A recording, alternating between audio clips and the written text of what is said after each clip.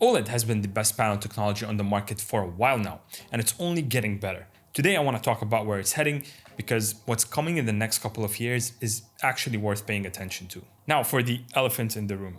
Burn-in and OLEDs go hand in hand, right? That's what we've been getting used to. But from my personal experience for 2 years of heavy daily use on my C3, and I have zero burn-in, not a trace, and my usage isn't gentle at all. I've put a genuinely embarrassing amount of hours into League of Legends, which, if you know the game, means a fixed HUD sitting in the exact same spot for hundreds of hours straight. Worst case scenario for burn-in basically. But this isn't just an LG thing. Whether you're on a OLED panel like mine or a QD-OLED from Samsung, newer generations across the board have gotten really good at managing this. Pixel shift, automatic brightness limiters, screensavers, logo detection, these features are now standard across LG, Samsung, Asus, and pretty much everyone else. The technology has matured to a point where burn-in is really only a risk if you're actively ignoring every protection feature the screen is offering you. So that's where we are. Now, where is this technology going? And this is where it gets exciting. One of the biggest things happening right now is the shift to RGB stripe subpixels. This might sound technical, but stick with me because it actually matters. Current OLED panels, both OLED like my C3 and the QD-OLEDs from Samsung, don't use traditional RGB layouts. LG's OLED uses a WRGB structure that's white, red, green, and blue, where the white subpixel is a workaround to boost brightness. QD-OLED, on the other hand, uses a triangular subpixel arrangement. Both approaches get the job done, but they come with trade-offs. Text can look slightly soft, and it's a big part of why some people experience eye strain during long sessions.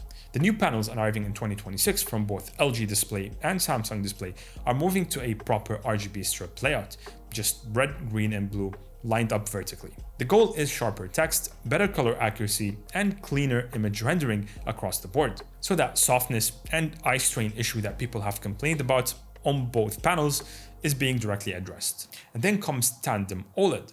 This one's a bigger deal than people realize.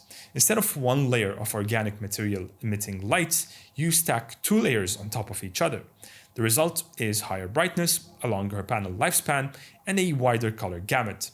It tackles one of the main criticisms of OLED, which is that on full screen brightness, it can feel a bit limited compared to a mini LED.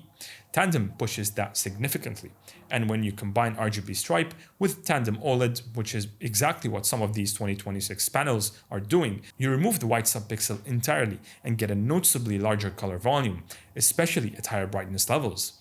That's not a minor refinement, that's fixing one of the last remaining weak points of this technology. Refresh rates are also going places that honestly feel a bit ridiculous. So take LG for example, they announced a 27-inch panel capable of hitting 720Hz at 1080p or 540Hz at 1440p. The point is the ceiling keeps getting pushed. For competitive gaming, even jumping from 240 to 360 or 500 Hz makes a real difference in how responsive the game feels. The fact that OLED is now competing at those refresh rates while still delivering everything else it is known for, the contrast, the response time, the colors, and the combination of it all is hard to argue with. And then there is the price. So OLED has historically been expensive, and that's kept a lot of people away, but competition is heating up. Right now, the market is basically split between LG Display, making the OLED panels, and Samsung Display, who are making the QD-OLEDs. But TCL is entering the space with a new generation of inkjet printed OLED panels that promise better brightness, longer lifespan, and better energy efficiency compared to current manufacturing methods. A third major player means more competition, and more competition means prices will eventually come down. Some estimates suggest we could see a solid OLED monitor dropping into the $400 range before long, which would be a game changer for accessibility. So where does this leave us? Honestly, OLED has already felt like endgame when I first switched to it 2 years ago. The image quality, gaming performance, the everyday usability, nothing I used before had come even close. But looking at where things are heading, RGB stripe panels, fixing the remaining weak spots on both OLED and QD-OLED, you have Tandem OLED pushing brightness even higher, refresh rates that seem unnecessary but keep climbing anyway, and prices finally starting to move. It's clear the technology is nowhere near its ceiling. If you're already on an OLED, the next upgrade cycle is going to be a proper one. And if you're still on an LCD, the next year or two might genuinely be the best time to do it. So that's it for this one. I hope you enjoyed the video. And if you want to see more on the C3 specifically, or how I use it for both work and gaming, let me know down below in the comments, and I'll catch you on the next one.